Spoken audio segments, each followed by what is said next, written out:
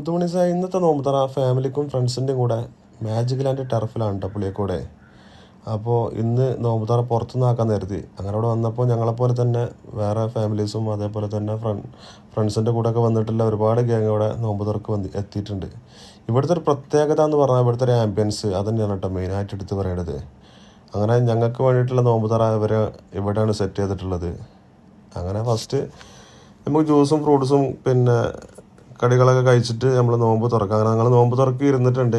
അങ്ങനെ നമ്മൾ നോമ്പ് തുറന്ന് നിസ്കരിച്ച് വരുമ്പോഴേക്കും വല്ല എന്ത് ചെയ്യും, നമുക്ക് വേണ്ട ഫുഡും കാര്യങ്ങളൊക്കെ ഇവിടെ സെറ്റ് ചെയ്തിട്ടുണ്ടാവും. അങ്ങനെ ഫുഡ് കാര്യങ്ങൾ സെറ്റ് ചെയ്തിട്ടുണ്ട്. അങ്ങനെ ഫുഡൊക്കെ കഴിച്ച് കഴിഞ്ഞാൽ പിന്നെ നമുക്ക് ഫ്രണ്ട്സിൻ്റെ കൂടെയും അതേപോലെ തന്നെ നമ്മളെ ഫാമിലിക്ക് ഒപ്പം നമുക്ക് എന്ത് ചെയ്യുക, അവിടെ അടിച്ച് പൊളിച്ച് നമുക്ക് എന്ത് ചെയ്താൽ മതി, ആക്കും പോലെ പോന്നാൽ മതി.